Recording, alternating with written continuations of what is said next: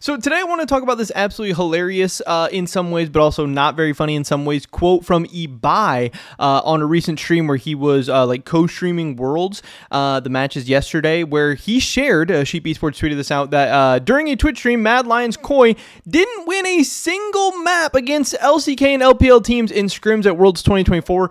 He says they went 0-17. So this is obviously something we talk about year in and year out, whether the gap is closing, whether the gap is widening, whether there's a gap between all the Western teams and all the Eastern teams, whether there's a gap between the Western teams, but G2 might be close, or whatever flavor of the month or flavor of that year, NA team or EU team looks a little bit stronger, or blah, blah, blah, blah, blah, or I don't know. But obviously, I was coming into the G2 T1 matchup today with a lot of hype because we did have G2 looking, I thought, pretty decent against Hanwha Life, and then G2 beating Weibo. But obviously, this is the LCK 4 seed. This is the LEC 1 seed, and not just the LEC 1 seed. It's kind of seen as the main hope from the West, the only hope from the West, and they got 2-0'd by this matchup against T1. Again, the LCK 4 seed, a team that barely qualified for Worlds. Maybe a lot of people expected to not even qualify for Worlds, and game 2 was kind of close. Obviously, without the Baron steal, G2 probably had a chance to win and probably should have won from the position the game was in. But hey, winning teams get the job done. Winning teams make the right plays. But overall, the series, didn't really look that close. It looked like T1 was a level above G2, at least on this day. I'm sure during certain days or certain matchups or whatever, G2 would hopefully rise up. But this was G2 with side selection, kind of just getting slapped around by T1 all over the place. Owner looked like a beast. Zayas looked like a beast at certain times. Gumayusi went crazy. Like the G2 players just simply did not step up in the right ways or in enough ways, and this was obviously a problem. And so this is this series was a little bit demoralizing for a lot of people in the West.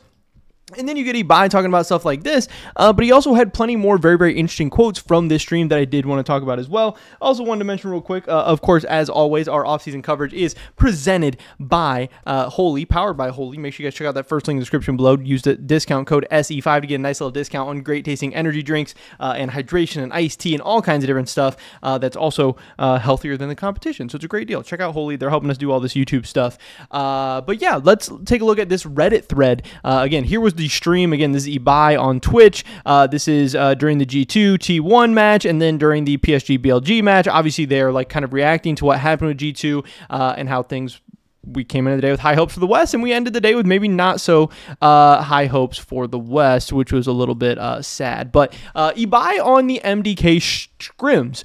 Do you want me to tell you about our scrims? This is obviously all translated. Do you want us to? So hopefully it's mostly accurate or pretty accurate or whatever, but do you want me to tell you about our scrims against the Asians? Should I tell you or not? 0-17. We didn't win a single map against T1, Gen.G, or Top Esports. We played against LNG, we played against Top Esports, we played against Gen.G, we played against T1, we played against Weibo. We didn't win a single map. Now, obviously, that is very, very demoralizing because you hear all the time about how teams scrim a bunch of Asian teams, and obviously you don't expect their records are going to be that great, but you hope they win a match here and there. You hope, they show up every once in a while. If you literally have a 0% win rate, that is very, very tough. And if you're going into scrims and practice every day, again, practice shouldn't be about winning and losing. It should be about getting better, improving, learning something. But you still hope you would win a match every once in a while. And if you literally are in your scrims losing every single day, how can you possibly go into these matchups with the confidence that you are going to win? You have to be pretty delusional at that point, which obviously in competition, having a little bit of delusion can also many times be very, very beneficial for you. And the best players ever in most fields have a little bit of delusion to them. But that's pretty damn demoralizing. I could definitely see how that could be tough. He says, look, now that I can spoil things for you, Supa in a scrim game against Gen.G went 10-4. It was the only game where I said, wow, we actually fought here. We had a late game against LNG where we made it to 40 or 39 minutes. I'll tell you more so people can be shocked. All the Western teams are in the same situation. So again, Mad Lions is this team of rookies that had this not even great win rate in the LEC, the second half of the year. They weren't Mad Lions wasn't a team that people were necessarily having a bunch of expectations coming forward to World. So hearing that Mad Lions struggled in scrims and lost every single game and did all this, that sucks. We want our teams to do good and stand a chance. But when he also says all the Western teams are in that situation, obviously that seemingly means including G2. That is a little bit more disheartening. That is a little bit tough to hear because that takes some of the wind out of our sail. That is a little bit tough. Now, we've heard at certain times, I know early on in Worlds, I made the video about how people were saying TL was maybe looking like scrim gods. TL was maybe looking a little bit stronger. So maybe he's mostly talking about the European teams here. I'm not sure. Or maybe the TL stuff we heard wasn't even true. Who knows? But to hear, they're celebrating making it to 40 minutes without losing, that's a little bit funny. And then also a great sign is, hey, Supa went 10-4 in a game. We know Supa is a really, really promising talent. A ton of people are excited about him. A ton of people love Supa. He's built up a really nice fan base during a short time in the LEC. So that's cool to see. Hopefully, they can obviously continue to build his team around Supa and Elyoya and get better next year. Hopefully Supa takes that next step and maybe becomes like a superstar next year in the LEC. We'll have to wait and see. G2 won't go 0-18, but seeing the messages they sent, maybe 10-40, 8-40. That's also why Melzet says what he says. So G2 maybe not going 0-17 like MDK, but still not having a very great record.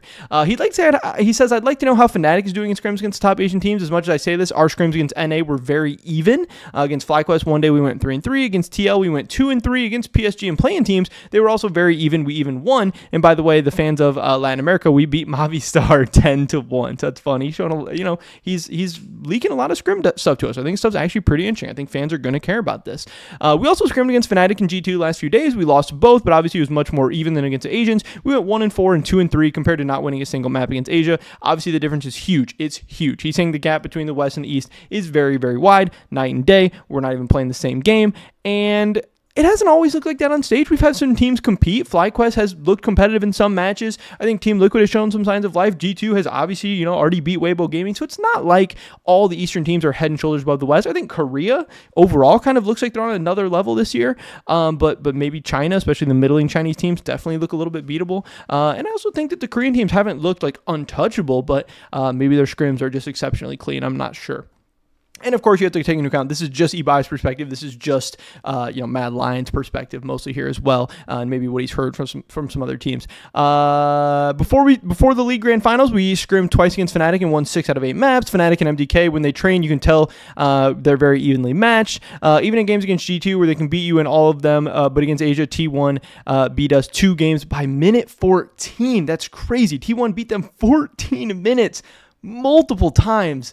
That's rough. That is very, very rough to hear, obviously. You play against Asia, and the difference is huge than you would play against FlyQuest. As I mentioned earlier, in scrims, you play 6 games and end up tied 3-3. I mean, you're there. One game they win, another game you win, another one they stomp you, but the feeling is like, wow, okay, this is playable. Just like against Team Liquid. I repeat, they're scrims. Now you tell me, Ibai, that's not an official match. Okay, it's not an official match, but in official matches, we lose, and in training, too. So what a coincidence that the team that won the LEC is the one that wins the most scrims, and the team that wins Worlds is also the one that wins the most scrims. That's why I also think Melzet in his statements, which may be more or less well received, was referring to that, right? When you're training and there's such a gap compared to Asian teams, there comes a moment when you think, wow, in this World Cup, which I repeat does not justify losing to Gigabyte Marines, it seemed to be like a very tough game to digest. And in fact, I'm still tilted since Monday. I mean, it's crazy. We're almost at Saturday. So I thought this was very interesting information. I want to get this out to you guys. Some of the stuff that Ibai was saying, the fact they went 0-17 in scrims against the Asian teams is obviously not great.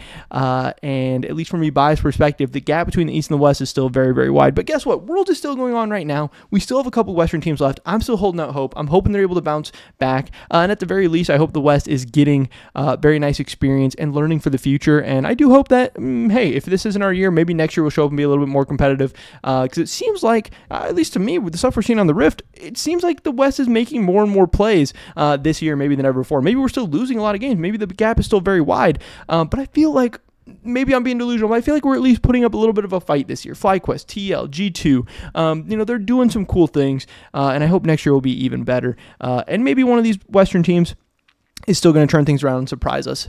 Maybe making a nice little quarterfinals, semifinals run, something like that. I don't know. We'll have to wait and see. But pretty much for this video today, guys. Like I said, all of our offseason world coverage, everything powered by Holy. Check it out. Buy some. Help support us and this YouTube channel we're trying to get off the ground. Hopefully catch you guys in the next one. Until then.